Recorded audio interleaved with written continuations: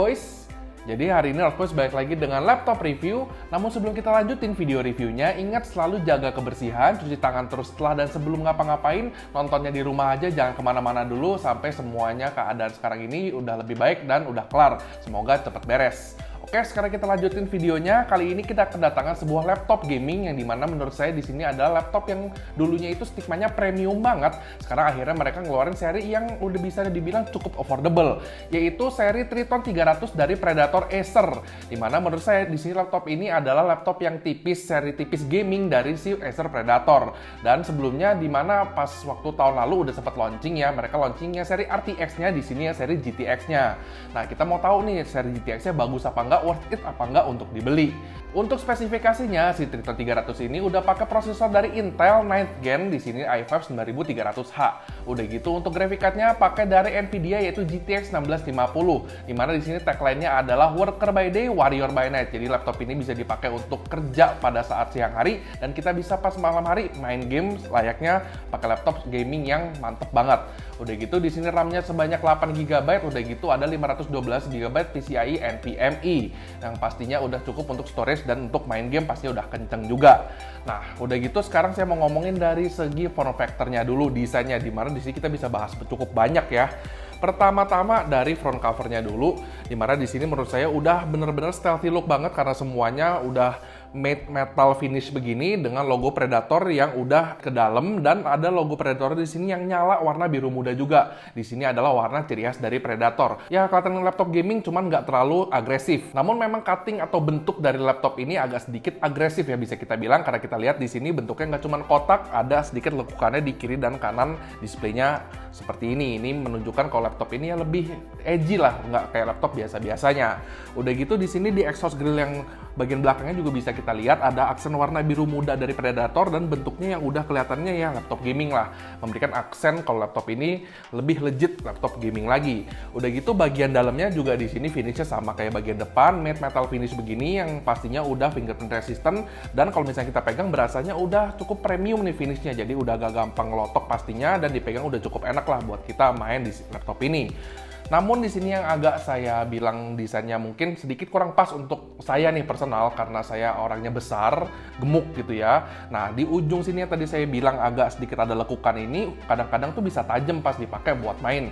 Jadi ujung-ujungnya di bagian pergelangan tangan saya itu bisa agak merah-merah karena ketusuk-tusuk. Cuman ini purely karena mungkin saya orangnya besar dan lebar. Harusnya orang yang bentuk tubuhnya itu normal, nggak bakal kegesek-gesek sama ujungnya yang di bagian sini. Untuk port-portnya, Triton 300 ini udah terbilang cukup lengkap karena udah ada 3 kali USB 3.0 di mana salah satunya udah ada always power on. Kita bisa cas HP kita biarpun laptopnya di sini mati. Udah gitu ada USB Type-C, ada HDMI, ada DisplayPort, ada LAN port, ada audio combo jack dan ada power jack pastinya. Hanya saja di sini kebanyakan semuanya di sebelah kiri, di sebelah kanan ini ada exhaust-nya yang menurut saya agak kurang nyaman kalau misalkan kita pakai buat main game. Untuk keyboardnya, si Triton 300 ini udah ada lighting RGB-nya per 4 zona yang bisa langsung kita customisasi di Predator Sense. Di mana Predator Sense sendiri udah ada tombolnya, dan tombol Predator Sense, tombol arrow, dan juga tombol WASD-nya ini di-highlight biar makin kelihatan kalau ini berasa lah style gaming laptopnya. Udah gitu untuk key-nya sendiri menurut saya di sini enak, travel distance-nya cukup pas, cukup tactile juga, jadi kalau kita pakai main dan kita pakai ketik lama-lama pastinya cukup nyaman. Udah gitu untuk touchpad-nya juga di sini navigasinya sama sekali nggak ada masalah, surface-nya yang rasa juga udah cukup premium, cukup enak, nggak ada dedicated button, cuman ya di sini untuk button klik kiri dan klik kanannya masih agak sedikit memble ya, bisa kita bilang agak kurang kenceng lah, cuman itu nggak jadi masalah juga. Nah, udah gitu untuk speakernya dari si laptop ini, di mana speakernya terletak ada di kiri dan kanan bawah, di sini side firing, saya ngerasa di sini untuk kualitas dari audionya agak sedikit kurang. Saya ngerasa di sini oke, udah cukup clear, cuman di sini audionya untuk volume maksimal itu masih kurang kenceng, udah gitu masih kurang berasa ya treble dan juga bassnya masih kurang mantep lah. Jadi kalau misalnya kita main game, saya ngerasanya masih agak kurang gitu untuk speakernya di sini. Udah gitu untuk displaynya, di sini kita punya display 15,6 inch Full HD IPS display. Udah 144 Hz juga refresh rate-nya yang pastinya dipakai main game udah top tier banget. Udah gitu untuk bezelnya di sini, bezel di kiri dan kanannya sih udah cukup tipis. Hanya saja bezel depannya ini masih agak sedikit tebal, cuman ada webcamnya. Jadi webcamnya nggak ditaruh di bawah, tapi ditaruh di atas tempat dimana semestinya webcam berada. Ini udah bagus juga. Udah gitu untuk build quality-nya sendiri, di sini saya mau kasih jempol jempol dulu. Karena build quality di sini masih dipertahankan dari seri Triton ataupun Helios, di mana itu merupakan seri tingginya. Karena di sini saya ngerasa ada titik kopong sama sekali. Udah gitu pas diangkat satu tangan juga nggak berasa ada bending, udah berasa bener-bener premium banget lah. Karena semuanya di sini udah full pakai metal, nggak ada yang pakai plastik lagi. Displaynya juga di sini biarpun tipis, cuman kalau misalnya kita bending ini juga sangat minimal. Udah gitu kalau misalnya kita buka displaynya juga dengan satu tangan, badannya ini nggak bakal ikutan keangkat. Jadi saya ngerasa di sini build quality-nya bagus banget. Dan untuk baterainya, di sini pakai baterai sebesar 60 Wh yang kalau kita translate ke working hour itu sekitar 2-4 jam lah. Mengingat di sini laptopnya udah full spec ya, GTX 1650-nya, udah gitu di sini layarnya 144 Hz juga. Ya kalau misalnya main game pastinya dicolok, jangan nggak dicolok. Nah, sekarang kita mau tahu nih gimana performance-nya dari si GTX 1650 dan juga i5 9300 dari si Triton ini. Di mana notabene di sini bodinya udah bisa dibilang cukup tipis dan nggak terlalu berat juga. Beratnya itu di sekitar 2,3 kg. Nah, gimana performanya kayak gini nih boys. Untuk Cinebench R15-nya kita dapat 96,61 fps untuk OpenGL-nya dan CPU-nya di 777 CB. Udah gitu untuk benchmark value-nya di sini kita dapat 47,9 fps dan skornya di 2003. Lalu untuk Heaven DX11-nya kita dapat 58,6 fps dan skornya di 1477. Dan untuk Crystal Disk Mark 7-nya kita mendapatkan read-nya di 3400 MB per second dan write-nya di 2500 MB per second. Untuk gaming testnya, rata-rata game AAA yang kita tes di laptop ini udah bisa jalan di preset high, di mana di sini untuk game seperti GTA 5, Monster Hunter World, dan juga Shadow of Tomb Raider kita mendapatkan FPS itu masih di atas 60 semuanya. Jadi kalau kita ngomongin game AAA pastinya udah bisa dibabat ludes dengan laptop ini. Udah gitu ada tombol turbo juga yang sekali pencet fan-nya langsung nyala banget, kencengnya kayak helikopter. Di sini juga bisa nambahin performa laptopnya biarpun memang nggak terlalu banyak, cuman lumayan berpengaruh.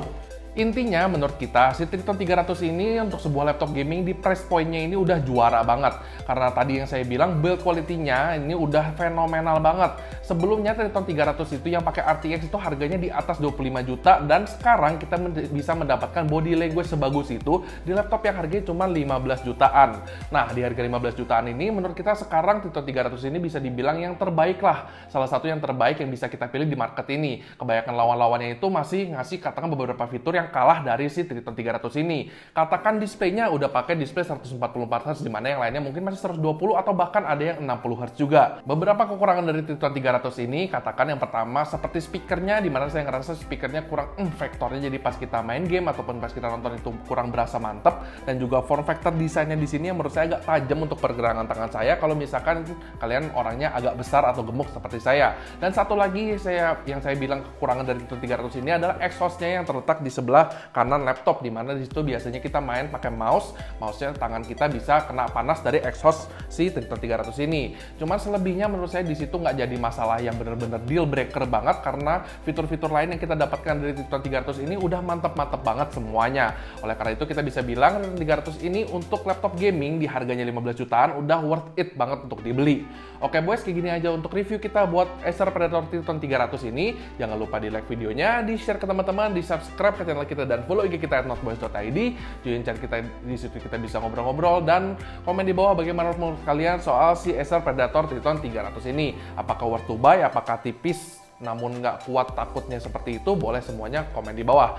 Saya Bola, signing out.